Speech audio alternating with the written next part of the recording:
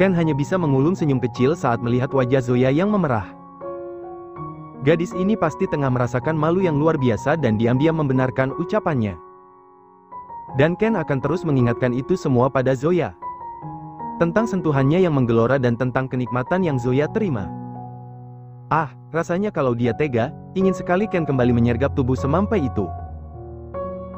Apalagi kini tubuh Zoya masih polos dan tak terhalang apapun, kecuali selimut tebal yang senantiasa gadis itu cengkram kuat.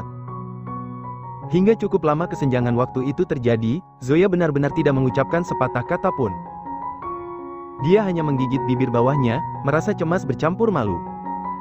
Dan untuk mengalihkan semua itu, Ken mengambil piring yang berisi 2 buah sandwich dari atas nakas. Dia mengambil satu dan mengarahkannya ke mulut Zoya. "Makanlah, isi tenagamu." Ken ingin menyuapi gadis itu. Zoya kembali menatap Ken.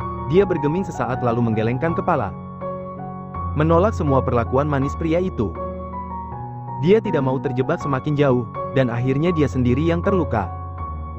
Karena dia tidak lupa, Ken adalah seorang pemain wanita. "Aku bisa sendiri, Dad," ucap Zoya melengos, sementara tangannya terangkat untuk mengambil sandwich tersebut, tetapi Ken menggesernya. Pria itu tidak menerima penolakan. Dia kembali mengarahkan sandwich itu ke depan mulut Zoya, hingga menyentuh bibir gadis itu. Zoya menghela nafas, lalu dengan terpaksa dia menggigit roti isi itu, dan mengunyahnya perlahan-lahan sambil terus menundukkan kepala. Ken tersenyum senang, dia juga ikut makan di bekas gigitan Zoya. Entah kenapa, seolah semua tentang Zoya kini terasa amat manis untuknya. Zoya tak berkomentar apa-apa mengenai itu, dia terus diam, hingga suapan terakhir dia dapatkan. Tangan Zoya kembali terulur, tetapi sebelum Zoya mengambil susu hangat itu, lagi-lagi Ken lebih dulu menyambarnya. Pagi itu Ken benar-benar melayani Zoya, bak budak pada ratunya. Setelah selesai sarapan, Ken mengusap pinggiran bibir gadis itu menggunakan ibu jarinya, lalu dia kulum sendiri bekas usapan itu. Zoya sampai merinding sendiri melihat kelakuan aneh ayah angkatnya. Mereka saling bungkam sesaat, hingga Ken menggeser tubuhnya agar lebih dekat dengan Zoya. Zoya refleks mundur, hingga punggungnya menempel pada kepala ranjang. Ken mengunci pergerakan tubuh ramping itu, dan menatap Zoya dengan lekat. "Baby, kamu tahu kan bagaimana hubunganku dengan ibumu?" tanya Ken. Mendengar pertanyaan itu, Zoya hanya diam. Dan membiarkan Ken melanjutkan ucapannya. Lagi pula kenapa perlu ditanya? Dia jelas tahu bagaimana Ken selalu bermain dengan Maureen. Bahkan dia sering memergokinya. Namun, kedua orang itu selalu merasa tak peduli pada dirinya, dan memilih untuk melanjutkan kegiatan panas mereka. Setelah Maureen tidak ada, Ken justru menyerangnya. "Aku mau sekarang kita seperti itu," sambung Ken, dan Zoya langsung mendelik. "Aku mau kita jadi partner di atas ranjang." "Bukan hanya aku, kapanpun kamu minta dipuaskan, aku akan siap," ujar Ken dengan sorot matanya yang tak main-main. Sementara Zoya kembali menajamkan telinganya, dia tidak salah dengarkan. Ken memberikan penawaran yang begitu menjijikkan padanya. Dengan gerakan cepat Zoya menggeleng. "Tidak mau." Tolak Zoya mentah-mentah. Namun, sang pemain wanita tidak akan menyerah begitu saja. "Benarkah? Bagaimana kalau aku menyentuhmu lagi?" "Apa kamu akan sanggup menolak sentuhanku?"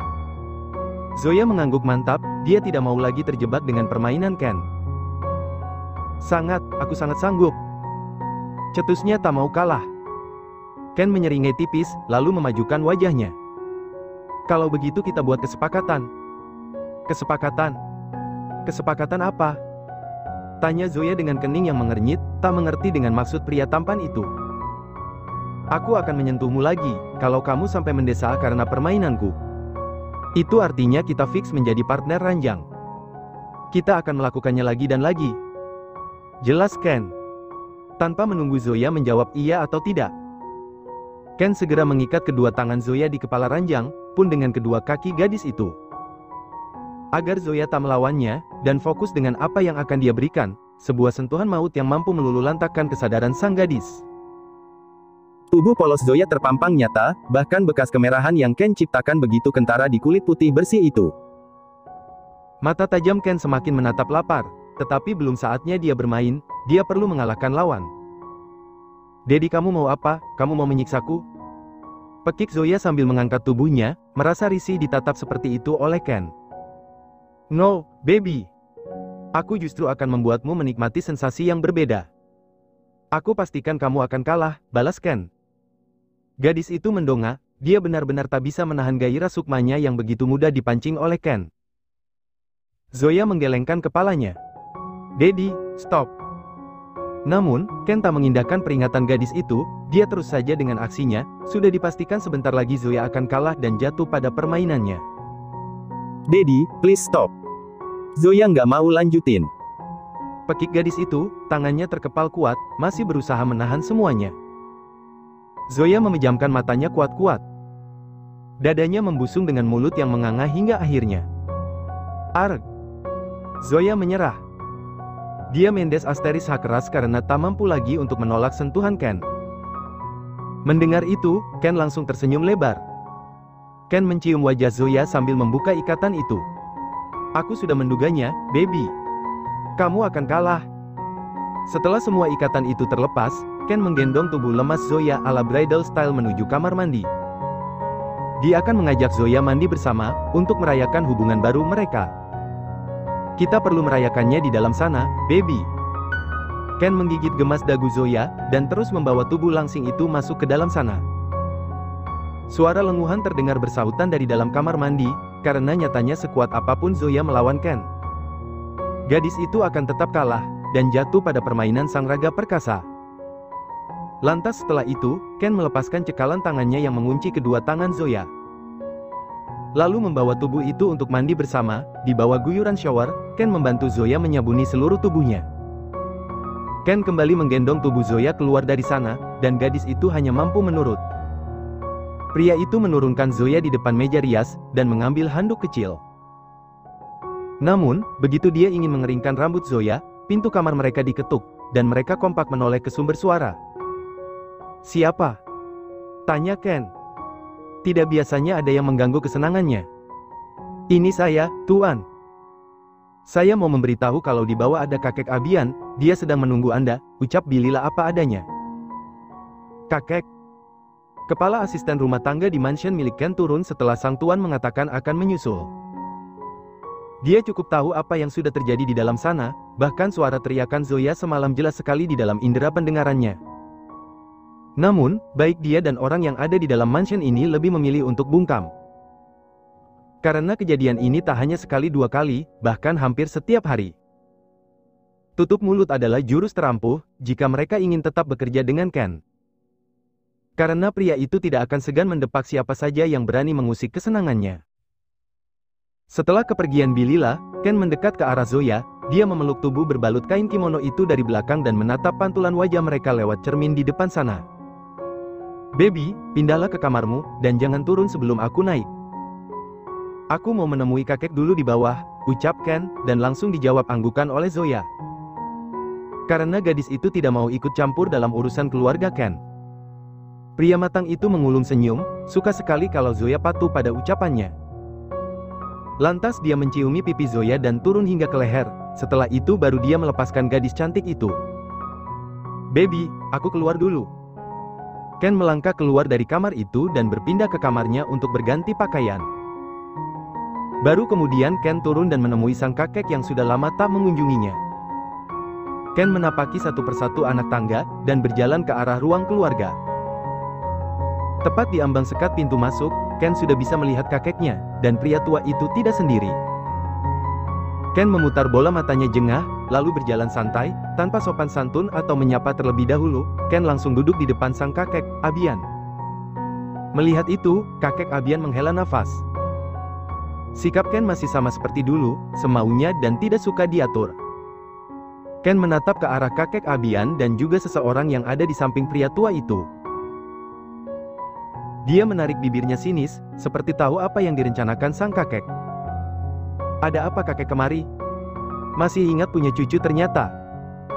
Sindir Ken sarkas. Ken, jaga bicaramu. Bentak kakek Abian, baru saja bertemu cucu satu-satunya ini malah berkata tidak sopan begitu. Lo kenapa? Bukankah benar? Selama ini kakek kemana? Heu, aku sudah seperti tidak memiliki siapapun di dunia ini, ujar Ken dengan tangan yang melipat di dada. Kakek Abian geleng-geleng kepala, bila meladeni bocah gendeng ini dia rasa darah tingginya akan kumat. Sudahlah, kakek tidak mau membahas yang lain, kakek kesini hanya ingin mempertemukanmu dengan dia, ujar kakek Abian sedikit ketus sambil menunjuk seorang wanita yang duduk di sampingnya. Wanita itu mengulum senyum terbaiknya ke arah Ken.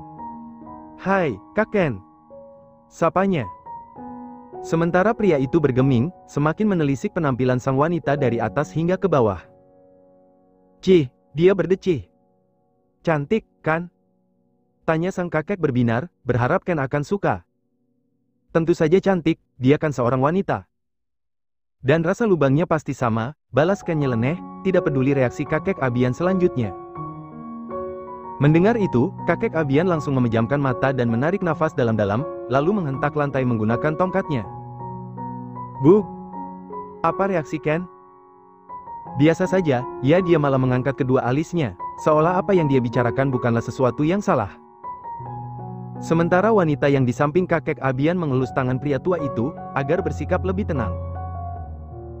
Kakek Abian mengatur nafasnya yang terasa memburu, punya satu cucu tapi kelakuannya minta ampun. Setiap saat dia bisa sakit kepala, jika terus berbicara dengan Ken. "Baiklah, kakek tidak mau berbasa-basi lagi. Kakek mau sudahi semua permainanmu, Ken, dan menikahlah dengan Nora," ujar kakek Abian, sambil melirik wanita bernama Nora, wanita yang dia bawa untuk dijodohkan dengan sang cucu. "Menikah? Really?" Kakek Abian menganggukkan kepala. Dan Ken menggeleng cepat. "Big no." Nora Monaco, wanita cantik cucu dari keluarga besar Monaco, yang merupakan sahabat dari kakek Abian. Sebenarnya Ken sudah mengenal wanita itu sejak dulu, tetapi dia tidak pernah berhubungan dekat dengan Nora. Wanita yang dulu selalu berpenampilan cupu, tetapi kini sungguh di luar dugaan, dia berubah menjadi cantik, setelah dia berhasil masuk ke perguruan tinggi, dan mendapat gelar sarjana ekonomi. Dia memutuskan merubah penampilannya hanya karena satu orang, yaitu pria matang di depannya, orang yang kakeknya janjikan akan menjadi suaminya. Nora kenal siapa Ken, pria playboy yang kerap bergonta-ganti pasangan, tetapi entah sihir apa yang pria itu pakai, hingga dia terpikat, dan justru menerima perjodohan ini. Padahal banyak sekali pria di luar sana, yang jauh lebih baik daripada Ken. Namun, definisi cinta itu buta, memang benar adanya, dan Nora tengah merasakannya sekarang. Wanita cantik ini hanya mengulum senyum getir saat mendengar penolakan keras Ken. Tetapi dia tidak boleh menyerah, dia sudah mengambil langkah awal untuk mengubah penampilannya, dan kini langkah selanjutnya adalah mengambil hati pria tampan itu. Pria yang terpaut 10 tahun darinya. Dan hal itu semakin membuktikan, bahwa cinta Nora pada Ken itu begitu tulus, dia menunggu waktu selama ini, hanya untuk Ken agar mau menerimanya. Dulu, kakek Abian sudah sempat membicarakan ini pada Ken, tetapi Ken justru menganggapnya masih bocah ingusan. Harusnya sekarang saat dia telah dewasa, Ken bisa menerimanya. Tapi entah kenapa Ken masih tetap seperti dulu. Keras kepala, dan kukuh pada pendiriannya.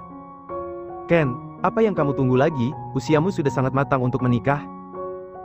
Memangnya kamu mau jadi perjaka tua?" tegas kakek Abian.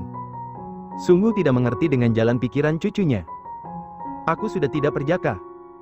Dan aku sudah pernah mengatakannya pada kakek, I don't want to get married. Sampai kapanpun," tegas Ken, dengan sorot mata sungguh-sungguh. Kakek Abian menelan ludahnya kasar.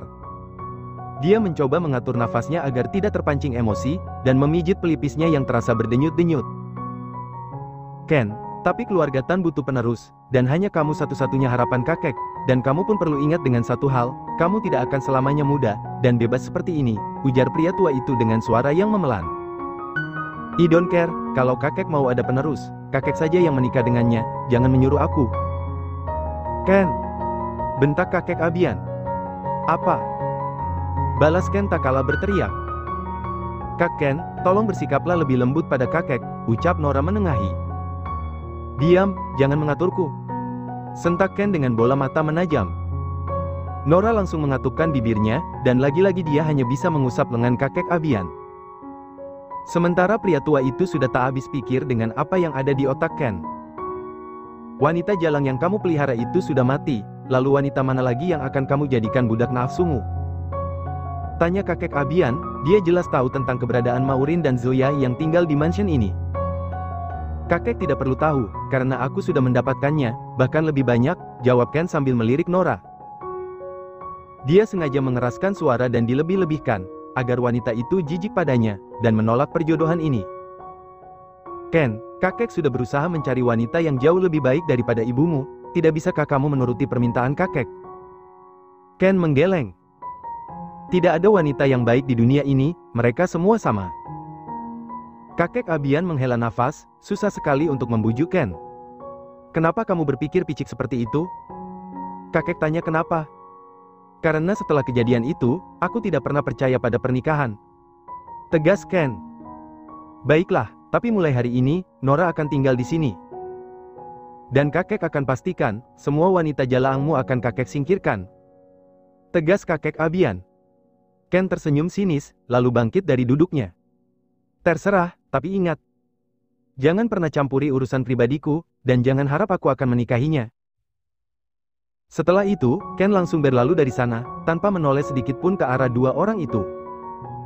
Ken segera naik ke atas, tetapi bukan ke kamarnya, melainkan ke kamar Zoya. Dia langsung membuka pintu, dan beruntungnya benda persegi panjang itu tidak dikunci oleh sang pemilik kamar. Zoya yang kala itu tengah menutupi bercak merah yang dibuat oleh Ken, langsung melayangkan tatapannya ke arah pria itu. Ken melangkah sambil mengulum senyum. Begitu sampai di dekat Zoya, dia langsung merengkuh pinggang ramping itu. Dan meletakkan wajahnya di antara ceruk leher Zoya. Ken menghirup aroma tubuh Zoya dalam-dalam, aroma yang benar-benar memabukkan untuknya. Zoya menggeliat merasakan geli, apalagi wajah Ken ditumbuhi bulu-bulu halus, dan kini menyapa leher jenjangnya. Apa yang sedang kamu lakukan, baby? Tanya Ken, tetapi wajahnya tak berhenti mengusap di leher Zoya. Dedi berhentilah, itu semua membuatku geli, ujar Zoya dengan wajah yang memberengut. Mendengar itu, Ken terkekeh dan menghentikan aksinya, lalu menyuruh Zoya untuk berdiri. Gadis itu menurut meski tidak mengerti apa yang akan dilakukan Ken. Ken mengunci tubuh Zoya, dengan kedua tangannya yang menyentuh lemari pakaian milik gadis itu. Kamu sedang melakukan apa tadi? Kenapa tanda kepemilikanku jadi hilang semua? Protes Ken sambil menatap intens. Dia jelas tahu di mana saja dia membuat tanda itu di tubuh Zoya. Aku menutupinya, balas Zoya jujur, lalu menunduk menghindari tatapan mata Ken. Lagi pula kenapa mesti ditanya, dia kan mau kuliah, jadi tidak ada yang boleh melihatnya. Itu bagus, baby. Mulai hari ini, kamu harus menyembunyikan semuanya. Kenapa?